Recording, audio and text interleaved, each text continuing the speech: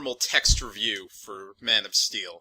So, you might think that this is a bit unnecessary to have an entire addendum to this with my own voice, but unfortunately Man of Steel is somewhat unique today in that it's a movie that really, really disappointed me.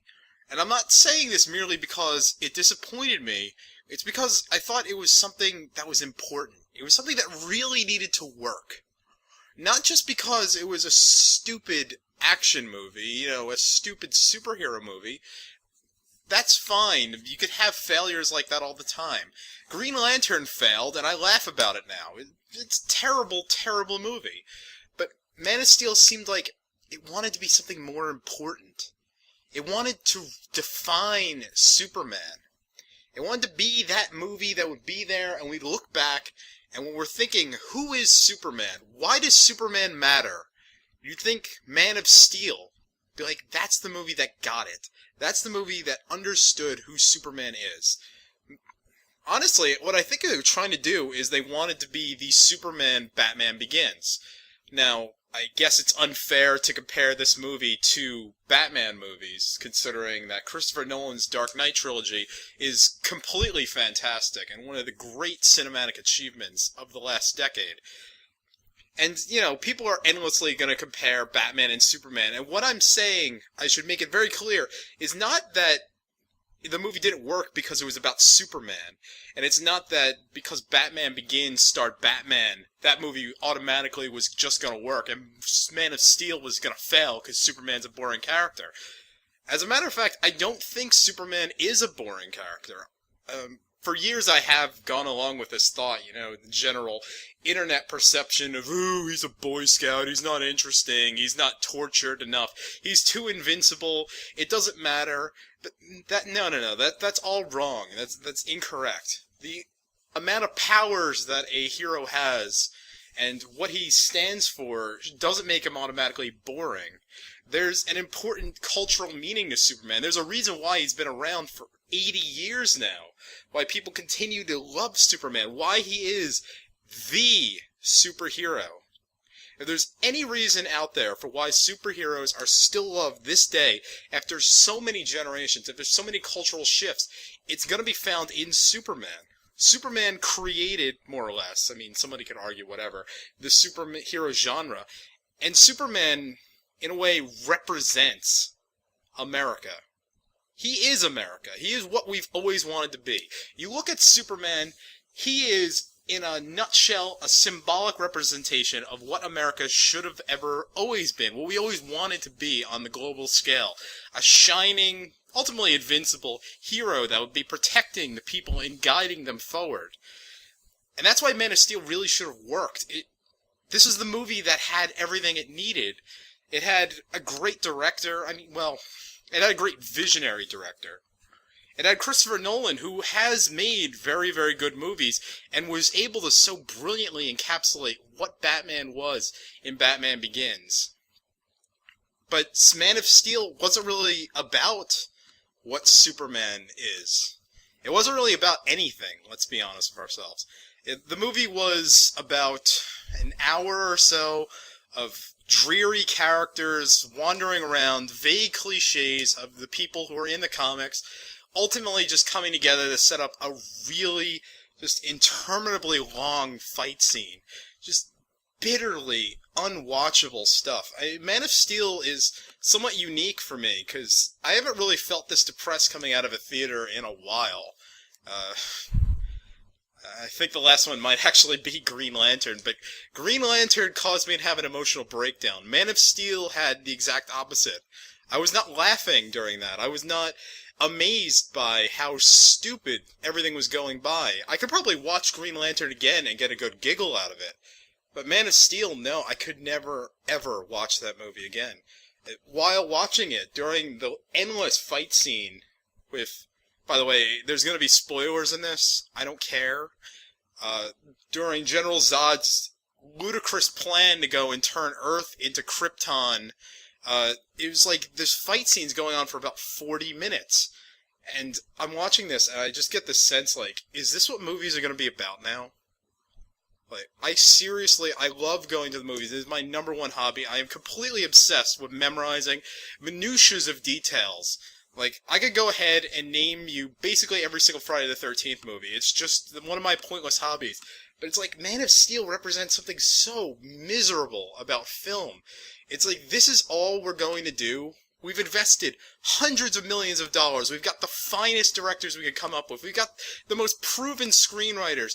We have everything you could possibly need. We've spent years planning this out with an army of people to go and create this singular artistic achievement. And all we're going to do is have two guys fight in a city and just have shit blow up? Is that all that matters? And you might be saying, like, oh, well, that's just what a blockbuster is. Movies like, Furious 6 is just about things blowing up. It's just about fast cars and fan service and all that stuff. But the thing is, Furious 6 was never pretending to be anything more than just cars flipping over. And not only that, Furious 6 had a sense of fun about itself. It knew what it was doing. When it had Vin Diesel launch across a highway to catch, whatever her name is, Letty, after a friggin' tank flipped over, you know what that movie's doing. You know that the movie is winking at the audience, and you are there together. It's a great moment. You and the filmmakers and everybody, you're in on this joke, but also, at the same time, you're accepting how awesome this thing is. It's just simply amazing, alright? Man of Steel doesn't have that. It's not that kind of movie. It's the kind of movie that wants to be important. It wants to be meaningful. It wants to have a take on Superman. But ultimately, it's just fooling itself, because it has no idea who Superman is. The only conflict it can come up with is this terrible internal conflict that Superman has about whether or not he should reveal himself to the world. And ultimately, any sort of deeper meanings it might have had is undercut by the fact that it simply doesn't develop any of its characters, it doesn't give enough time to any of its plot threads, and really all it is just setting up this endless, boring. You can put 10 bazillion computer guys together and make outrageous graphics, and for the first 10 minutes of it, while Superman was fighting Ursa and Nan, that's what those guys are, I looked them up, those are Zod's two lunkies from the Richard Donner movie. When he's fighting them in Smallville, that's great. I really like that scene, because it was the first time we ever really saw these super beings fighting. And about 5 minutes later, the fight ended, and I'm like, that's okay, that's great, maybe we can do that again. And then the movie just kind of never stopped doing that. The last fight between Superman and Zod is just awful. And not to mention just the endless parade of special effects and cities melting and characters you don't care about getting stuck in rubble, and I don't care if these people get saved, it doesn't matter. You don't care about anybody. Even General Zod, who, by the way, of any singular actor I was looking forward to, I was really looking forward to Michael Shannon being the great villain that I've always known he can be. And I'm not the only one, Movie Bob was with me on this, but he just didn't have anything to do. His character was just so blandly written. All he could do was just shout a few times. I will find him! I was trained to be a warrior! Where did you learn to fight? On a farm? And I'm even doing a better job than Michael Shannon is. Because I'm at least hamming it up as much as I can. I don't really think he was. I don't think he had anything to do. I don't think anybody had anything to do in this movie. And maybe somewhere in Zack Snyder's vault, maybe the Warner Brothers studio executives just cut this movie to death. Because I know they did the same thing to Green Lantern. You watch that movie is edited to shreds. Cuts in that movie make no sense at all. But maybe somewhere there's all that personality, that meaning, that soul-searching that I really wanted from this movie. But it just got cut away to make room for this preposterously stupid fight scene. And I'm saying stupid not in awe, as I did with Furious 6. I'm saying stupid in just depression, just disappointment. Let me take a drink of water this time. I am not drinking beer. I'm sorry.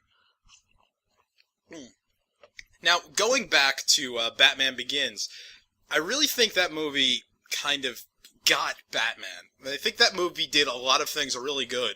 And one of the main things is that it established why, number one, Bruce Wayne would ever become Batman. And it did more than just be an origin story for this character. It set up an entire moral code. It set up this entire deeper philosophy of justice, of why Batman is the kind of person he is. And everything about that movie really is towards that one singular theme of the kind of justice that Batman represents, what he is bringing to the world, why he matters. Even to the point that his villain, Ra's al Ghul, is played by Liam Neeson, is the antithesis of that sort of thing. He's a foil to Batman, showing that, Batman is this one kind of vigilante justice that needs to be out there to save the city, but Liam Neeson is taking that idea way too far. See, Batman's not about killing his opponents. He's not about destroying evil. He's there to protect people. He doesn't kill people. That's an important distinction. He's going to work with the system. He's not going to destroy the system. He's here. He's a temporary solution. Liam Neeson is a revolutionary madman who's simply there to tear down everything he sees in this completely black and white, ludicrous viewpoint of the world. And it all works. Batman Begins is a genius movie. Man of Steel has nothing of the kind to bring to the table. There is no soul-searching to this Superman movie. There's really not that much to even the Clark Kent, and I was about to call him Bruce Banner. I'm sorry, because that's what they did. They turned Superman into Bruce Banner for this one. There really isn't even all that exploration into the Clark Kent character or the Superman character. There's not much of a sense that these are two different people. There's not much of a sense that Superman is growing at all during this movie, except physically. There's not much of a sense that he's really coming to understand what he represents, what he can mean, why he's important to the world, except that he's here to fight aliens for us. And is that all Superman is to you people? Is that all you want out of Superman, just for him to go and punch enemies through buildings? Is that all? I know there are Superman fans out there who probably aren't listening to this in the first place, and if they are, they probably gave up 10 minutes ago, but I'm sorry I got to this point right here. But Man of Steel should have been more than just that. I think you love Superman for reasons that are more than just, action! I think Superman is important to the world for reasons that are more than just how hard he can punch, by how much destruction he's able to lay out. There's more to that than this. I mean, if you just want to see stupid action like this that goes on for an hour, you can just rent a Transformers movie and cut through all the stupid slapstick, and there you go. You're just going to have that. And it's just as bad here as it is in a Transformers movie. And I know that's a really controversial thing. I don't want to be hateful right here. I don't want to be just attacking this movie mindlessly by comparing it to Transformers. Transformers is probably the worst insult I can give to a movie, and I'm going a little too far, perhaps. But it's just like the same thing. It's just like an hour long of action, to the point that the characters don't matter anymore. You don't even remember what the characters were. You barely even understand what's going on. It's just endless. It's just mind-bending. It's exhausting. Man of Steel is an exhausting movie. It's very dreary. It feels kind of like a funeral. There's no spark. There's no spark of fun. They got rid of the campiness, the point of Superman where he's like, "Hello, citizens. Stay in school, kids." Or, the basic things like, "Lois, maybe you should check your travel plans instead of going on the one with the terrorists. Ha ha ha." There's none of that. The Superman isn't a jolly character. He's not here to represent any sort of American way. In fact, I'm not really sure if he's very American at all in this movie. He's just a guy who wanders through life for 10 years, and then aliens come, and he has to fight the aliens. And at the end, he breaks General Zod's head. Now, this leads me to something of an important point that a lot of people on the internet are complaining about, and that's, why did Superman kill Zod, and was this a good thing? Now, I'm going to be on the camp that's generally against this movie, so I don't think Superman killing Zod was a good idea. But it's kind of the least of the problems, because, number one, Superman probably shouldn't be the guy killing people in the first place. I mean, if Batman doesn't kill people, why the hell is Superman killing people? Like, there's that sort of thing. And you know what? You could write to me about how Batman killed like 5 people during the course of the Dark Knight trilogy. I don't care. He's not trying to kill people, at least. You know, it's an important thing of his moral code. They make a big deal about this being his one rule. He's not a murderer. He's not an executioner. That was what Batman Begins was all about. And in Man of Steel, Superman breaks General Zod's neck, and when I saw the movie, I didn't even think twice about it, because, well, why wouldn't he break General Zod's neck? There's never been any sort of establishment of any of his morals, of what he's willing to do and what he's not willing to do, how far he's willing to take his powers, because he's never been tested before this big alien fight. During his childhood, he's never really had any moments where his powers have become something that he needs to limit. He needs to go and figure out how to use his powers and how not to use his powers. And the best way they're able to try to represent this test of Superman's abilities and who he is represented in the Jonathan Kent character, as played by Kevin Costner. And nothing about Kevin Costner's performance in this movie makes any sense.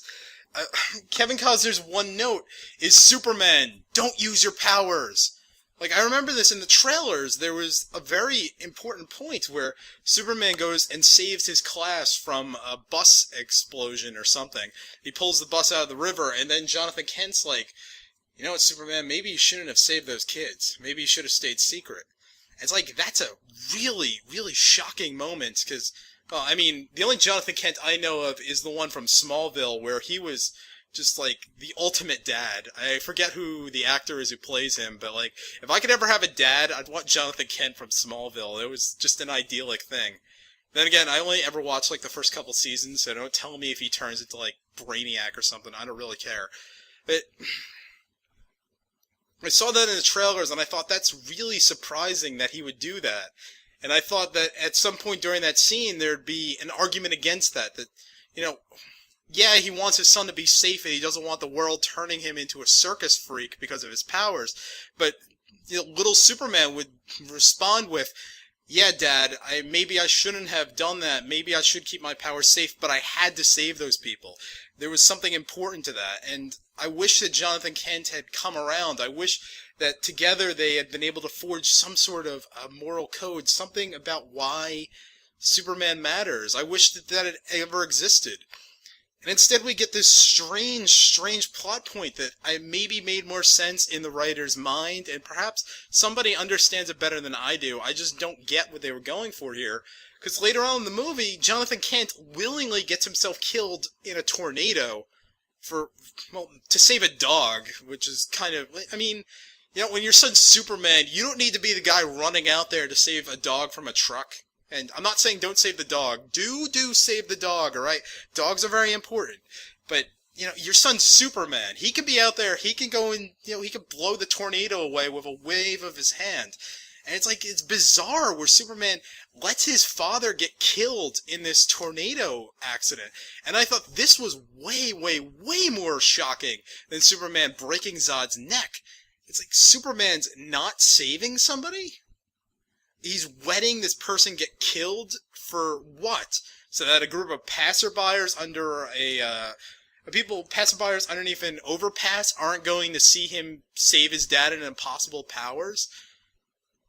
What is this? Why would Superman let his father be killed? This is just so awful. This awful, awful sacrifice that's being done. And I don't really know why, for what point. Basically just to prolong the movie so that the central plot point could be Superman's tortured refusal of the hero call, when it makes no sense for him to even be refusing the call. And ultimately, Superman's character isn't really all that well defined in this movie. As I mentioned before, General Zod's character isn't very well defined in this movie. And perhaps most shockingly and most horribly, Lois Lane's character isn't defined at all. She's just, Rachel McAdams looking for Superman, and then they're in love, and then they kiss, and it's like, you two just met. I don't know who you are, I really don't know who you are. It's really kind of the same problems as Superman Returns, where Superman was kind of barely in it. And I didn't like Superman Returns when I first saw that as a kid, but having seen Man of Steel, I watched Superman Returns just the other night, and I was like, yes, this movie gets it. This movie seems to more understand who Superman is. It's this almost corny scene of Superman flying around Metropolis, which is Manhattan in this movie. Dark Knight made Gotham, Manhattan. I guess they're all the same city. But yeah, he's flying around Metropolis and he's saving people from all these various disasters. And it's like, yeah, here we go. This is what Superman is. He's not about how powerful the thing is that can face him. He's invincible. That's there. That we understand that. Superman's going to win every fight. It doesn't matter. And I'm not saying he's a boring character because he's going to win every fight. He just is going to win every fight, and there's other things you can do about it. He's the one that's out there saving people. He's the one that's going there and doing what's right every single time. He's pure moral goodness. And maybe you can say that's boring. Maybe you can say that doesn't matter in this world, that we need to be more cynical, that we shouldn't just look up to impossible ideals of goodness. But no, I think we do need to look up to impossible ideals of goodness. I think there is a certain point where you can just say, you know, you're a good person. I'm going to do what's right every single time. You gotta go the impossible path. Superman represents that impossible path, that impossible ideal that we all want to be. The guy who will always do what's right, the guy who will do what's impossible. He'll save everybody, because he's Superman. And that's what makes him glorious. And there's a kind of childlike fun to the older Superman movies because of it. He's out there, he's saving people, he's beating up villains, and the villains are kind of campy, and it's kind of ridiculous, but I mean, Superman Returns had its dark moments. There was a point where Lois Lane and her entire family almost drowned, and friggin' Lex Luthor stabbed the hell out of Superman. That was really dark, but the scenes were set up well. In this, the whole planet in Man of Steel, the whole planet is about to get blown up, but it doesn't really matter because I have no sense of really the world. I have no sense of what Metropolis is like. I have no sense of Superman's place in what he thinks about his world. I have no sense of who Superman is. I have no sense of who anybody is. This movie is just basically a complete failure because it just didn't get any of the characters right. It just tried to speed its way past what it thought were boring points, which is, who is Superman? Why is he doing what he's doing? What was his childhood like? Why is he wandering? Why does he want to save people? Why would Superman be a good person? Why isn't he like Zod? Man of Steel has no answers for that. It's just that, oh well, he likes Earthlings. No, that's a terrible answer. I get the sense that the Superman in this movie is going to grow up to be a horrible, despotic person. Because he's already killed Zod, he's already gone and taken efficient routes, he's already let his father die for his own convenience. I mean, there's no sense that he's going to be that guiding light. Remember the Marlon Brando line, which is one of my favorite lines in all movies? They can be a great people, Kal-El, they only need the guiding light to show them the way. Superman in Man of Steel is not that guiding light. He is not that symbol that either the Earth in this movie or the United States today or anybody is going to find to be that glorious symbol of goodness. He's just a guy who punches hard. And when Superman is just a guy who punches hard, it doesn't matter. It's just another stupid blockbuster. And I don't care. I left the movie not caring. This is one of the worst superhero movies I've seen probably in my life. I'm gonna say that. It really is that bad. And there are people out there who, you know, they consider Batman and Robin to be one of the worst superhero movies of all time because Batman wasn't brooding. He seemed to smile sometimes during that movie. Yeah, the villains had nothing but pun lines or whatever. But Batman and Robin was fun, alright? Batman and Robin was trying to make Batman something more of a more complete person. It was almost the end of his journey during those 4 movies. And Batman and Robin is awesome, okay? I love that movie. I don't care what anybody says. It is hilarious. It is a masterpiece of absurd art. I could watch Batman and Robin a million times. I could watch Green Lantern again. But I can't watch Man of Steel ever again. This movie just got it wrong. It just doesn't know what it was trying to do. It had no idea what it was trying to do. It's pretentious. Morose, sad, and pretentious. It's like, what have we come to in our society when even Superman can't be fun? Where even Superman has to be just this big, dreary, operatic epic of explosions and Baroque silliness. it's just depressing, you know? You look at this movie and you're like, is this the future of Hollywood? Do I want to still keep on watching movies knowing that they're going to be like this? Do I even want to be part of my society when people look at this sort of movie and are completely satisfied at an emotional level? Because there's no satisfaction on an emotional level in this movie. It's nothing but a visceral level. It's nothing but an action porn. And you know what, comic book fans? You're hanging on to what's something of a dying medium.